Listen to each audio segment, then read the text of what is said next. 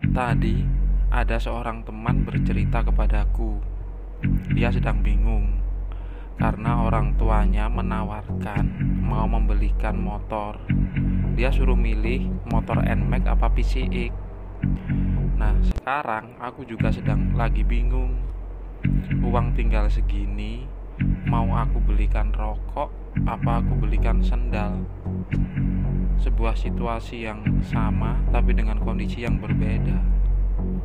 Kadang yang seram itu bukan kita mempunyai teman dari alam gaib, tapi kita punya teman yang berbeda nasib.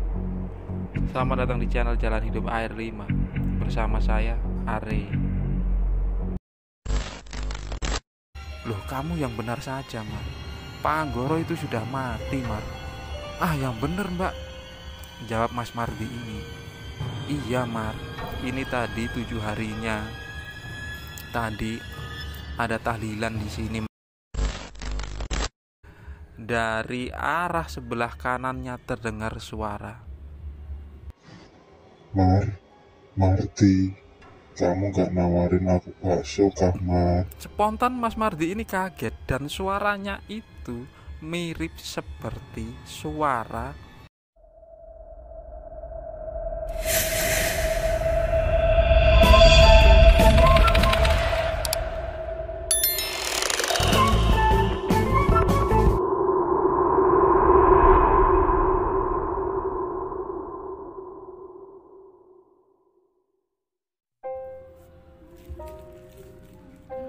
Assalamualaikum warahmatullahi wabarakatuh.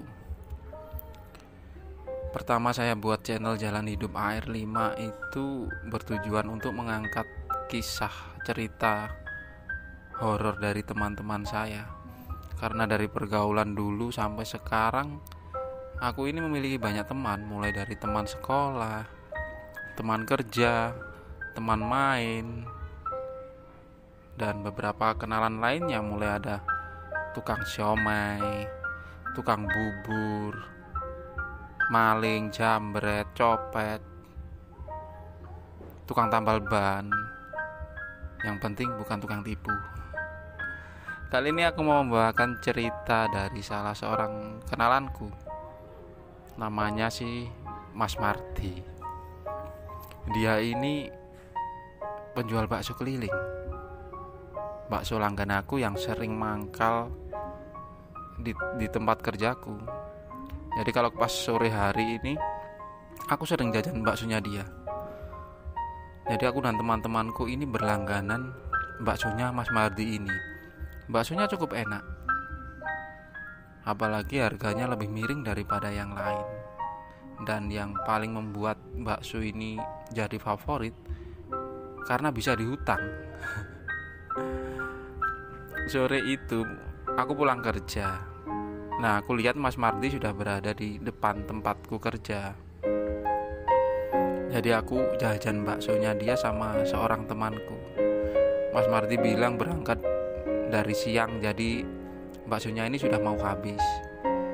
Akhirnya sambil makan bakso, aku ngobrol-ngobrol sama dia. Dia ceritakan pengalamannya.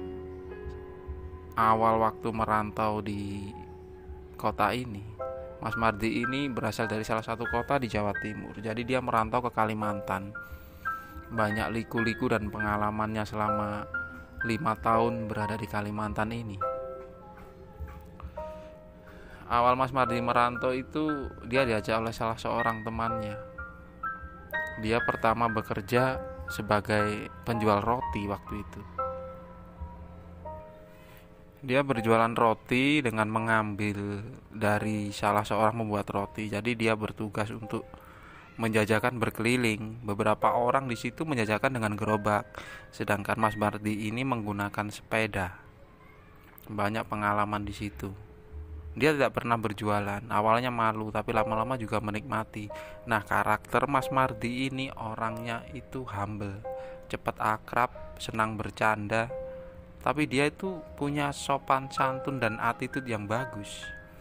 Di situ dia tidak mengalami kesulitan bergaul atau beradaptasi di sebuah tempat, sebuah karakter yang semestinya bisa diterima di mana saja. Nah, dia punya cerita ketika dia berjualan roti ini, awal-awalnya lancar.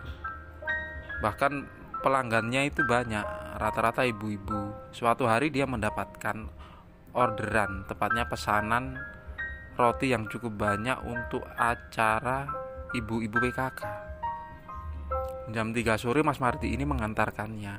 Karena rumah ibu-ibu yang memesan itu masuk ke gang yang sangat sempit, jadi sepeda sama box rotinya itu ditaruh di pinggir jalan. Mas Mardi ini berjalan masuk membawa beberapa kantong kresek berisi roti pesanannya tadi.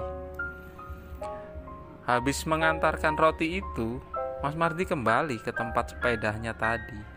Tapi ada yang aneh, waktu itu sepedanya tiba-tiba tidak ada. Nah, Mas Mardi ini bingung. Ketika dia bingung mencari sepeda dan kotak rotinya tadi, tiba-tiba ada anak kecil bilang ke Mas Mardi, Om, sepedamu dibawa orang gila. Dibawa ke sana, dituntun, cepet Om kejar." Jadi waktu itu Mas Mardi ini lari mengejar. Sekitar jarak 100 meter akhirnya ketemu. Cuma Mas Mardi ini memang dasarnya orang konyol. Ketika melihat orang gila mencuri sepedanya itu, dia tidak marah. Jadi waktu itu Mas Mardi bilang ke orang gila itu, "Bang, beli rotinya bang, beli rotinya." Akhirnya orang gila itu berhenti. Di situ Mas Mardi memberi uang 5.000. Setelah itu memberi orang gila itu sebatang rokok. Nah, melihat orang gila itu sudah sedikit tenang, dengan pelan-pelan Mas Mardi itu mengambil sepedanya dan dia dorong terus dia lari. Tapi setelah kejadian itu Mas Mardi merasa sedikit trauma, apalagi berjualan roti keliling menggunakan sepeda itu dia merasa capek. Sempat berpikir untuk berhenti, tapi dia belum punya loncatan pekerjaan lain. Nah, kebetulan waktu itu ada seorang temannya menawari untuk ikut dia berjualan sate ayam. Dia langsung menerima pekerjaan itu dengan sistem sama, yaitu bagi hasil. Cuma dia berjualannya itu menggunakan gerobak yang cuma stay di satu tempat. Mas Mardi waktu itu memikir kalau ini tidak memakan tenaga, tapi tetap namanya sebuah proses dan perjuangan selalu mengalami beberapa hambatan. Nah, hambatan pertama waktu itu pas terjadi hujan tiba-tiba, karena di sini kadang habis panas tiba-tiba hujan. Pernah sekali Mas Mardi sedang asik membakar sate, tiba-tiba hujan itu turun, jadi otomatis bara api dan arangnya yang menyala ini tersiram hujan, terkena air. Kendala keduanya, kelemahan Mas Mardi ini karena dia masih jomblo waktu itu. Ketika melihat ada pelanggan yang cantik dan menurut dia ini tipenya, Mas Mardi ini sering mengasih bonus. Pernah dia ada seorang wanita cantik membeli 20 tusuk, dan sama Mas Mardi ini dia diberi 30 tusuk. Dan itu bukan sekali dua kali. Makanya waktu itu sering ketika dagangannya ini laku banyak tapi pulang hanya uang cukup untuk setoran. Hampir menyerah karena di perantauan memang harus kuat mental. Waktu itu Mas Mardi berkeinginan untuk berhenti dari berjualan sate. Dia ingin kembali balik ke kampung saja. Tapi ada lagi salah seorang temannya menawari Mas Mardi ini untuk berjualan bakso dengan karakter yang jujur dan orangnya ramah. Jadi banyak teman-temannya ini yang menaruh iba dengan perjuangan Mas Mardi. Waktu itu uang tabungannya yang tidak begitu banyak, yang rencananya buat pulang kampung, digunakan untuk membeli sebuah sepeda motor tua, rencananya untuk berjualan bakso. Nah, waktu itu bos baksonya ini sudah punya 8 anak buah, termasuk Mas Mardi. Jadi rutenya ini dibagi. Karena beberapa orang memilih berjualan di pagi sampai sore hari, Mas Mardi ini berinisiatif berjualan bakso ketika sore hari sampai malam hari, dengan rutenya ditetapkan di tempat yang belum dilalui teman-temannya, di ujung utara ke daerah perkampungan, wilayah yang jauh dari perkotaan, jadi cenderung kesepi. Tidak susah bagi Mas Mardi untuk mencari langganan, apalagi baksonya ini sudah mempunyai seperti merek sendiri dengan ciri khas sendiri. Di awal-awal Mas Mardi ini berjualan bertujuan mencari pelanggan, tapi lama-lama pelanggannya banyak yang tetap dan rutenya pun ditetapkan sendiri oleh Mas Mardi. Cerita seru berawal dari sini. Sore itu jam 5, Mas Mardi ini bersiap-siap berjualan. Dia menuju ke sebuah tempat, di mana tempatnya ini menuju gang-gang kecil. Di situ ketika malam hari, Mas Mardi ini menawari ke beberapa orang yang sedang berjaga di pos, sampai akhirnya bertemu dengan satu rumah. Di situ banyak orang berkumpul. Orangnya tua-tua, bapak-bapak. Rumah ini dimiliki oleh seorang bapak-bapak agak tua bernama Pak Anggoro. Nah, Pak Anggoro ini duda karena istrinya sudah meninggal beberapa tahun yang lalu, sedangkan anaknya semua bekerja di kota. Hanya sesekali mereka menjenguk Pak Anggoro. Di situ tempat banyak orang berkumpul. Jadi ketika malam hari, Mas Mardi ini selalu menuju ke rumah itu. Beberapa orang pasti membeli baksonya. Apalagi di situ sering orang-orang berkumpul, mereka bermain catur, main remi, sekedar penambah teman dan juga beristirahat. Akhirnya di situ semuanya menjadi akrab dengan Mas Mardi. Nah, pada bulan puasa kemarin Mas Mardi ini pulang ke kampung untuk menjenguk keluarganya. Setelah 1 bulan di kampung, Mas Mardi balik lagi ke Kalimantan. Dia ini hari pertama dari balik kampung langsung berjualan.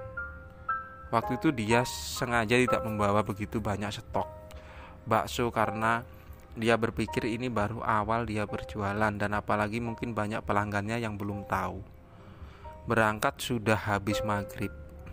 Setelah berkeliling beberapa saat, akhirnya Mas Mardi ini menuju ke tempat rumahnya Pak Anggoro. Di situ bermaksud sambil bersilaturahmi dengan beberapa teman-teman dan langganannya. Mas Mardi ini menuju ke situ sekitar jam 10 malam waktu itu. Ketika memasuki gang menuju rumah Pak Anggoro itu, suasana sedikit sepi. Mas Mardi ini sempat terheran. Tak seperti biasanya, rumah-rumah semuanya pada tutup pintu.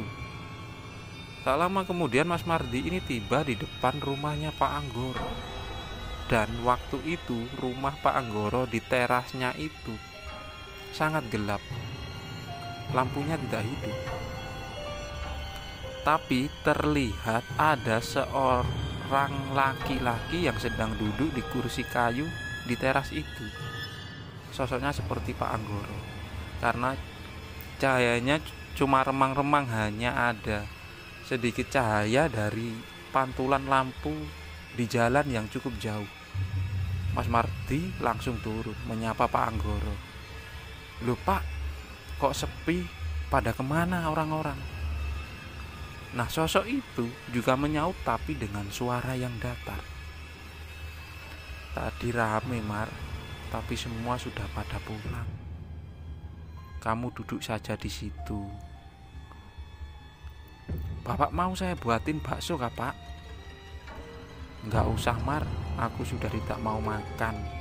Nah, ketika ada jawaban seperti itu, sebenarnya dari awal Mas Mardi ini merasa ada yang aneh. Tapi melihat sosok itu sedang duduk dan terlihat sedang merokok. Mas Mardi duduk di lantai tak jauh dari kursi tempat duduk Pak Anggoro. Setelah beberapa lama tidak ada percakapan, Mas Mardi ini merasakan kantuk yang sangat berat.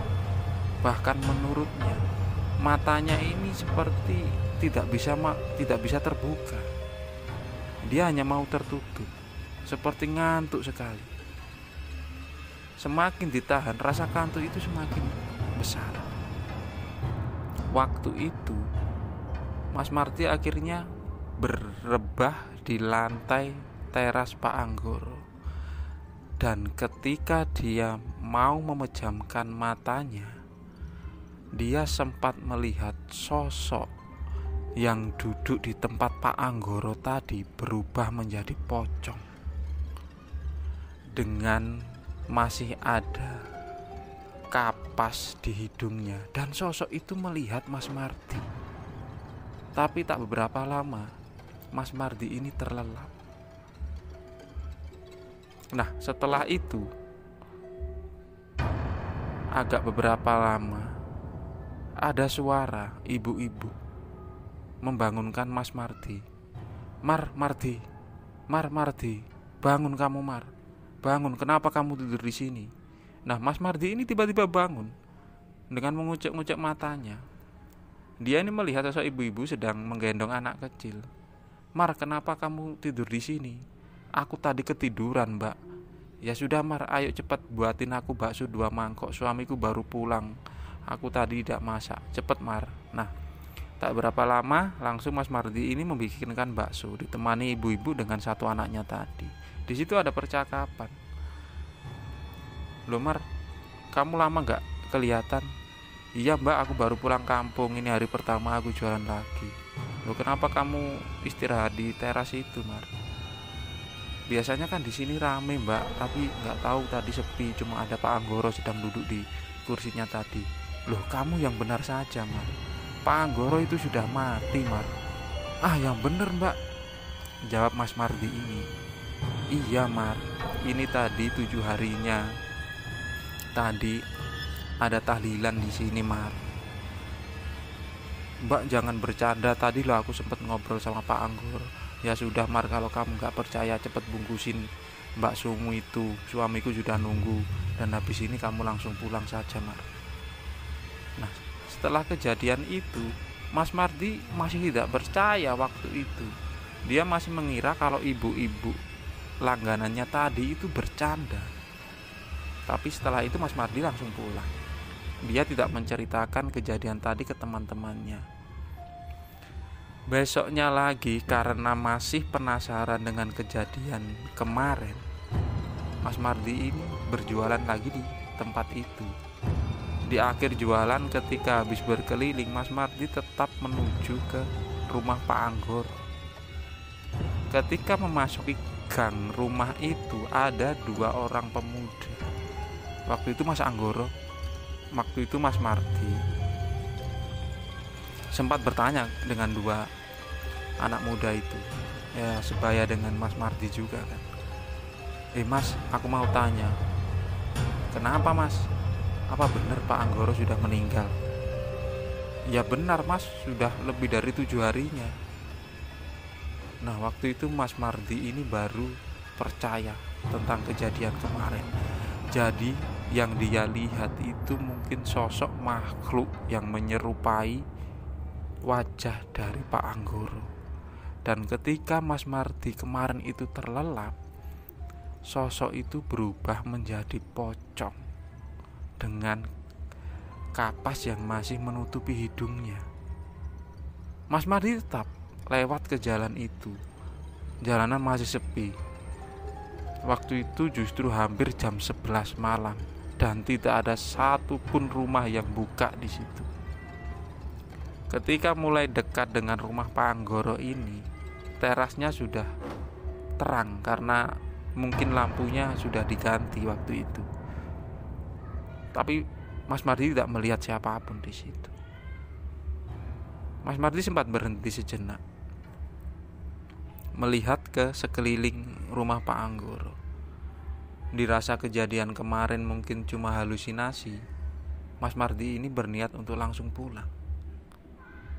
ketika dia mulai mau berjalan pulang, dari arah sebelah kanannya terdengar suara. Marti, kamu gak nawarin aku bakso kah, Mar? Spontan Mas Mardi ini kaget dan suaranya itu mirip seperti suara yang dia dengar kemarin waktu berbicara dengan sosok Pak Anggoro. Mas Mardi hanya diam, antara takut dan tidak percaya. Kemudian Mas Mardi turun, dia berdiri, tidak ada siapapun di situ. Mas Mardi ini menjawab, "Ya mau aku tawarin, Pak, tapi kalau nanti bapak aku kasih bakso, terus siapa yang mau bayar? Kan bapak sudah meninggal."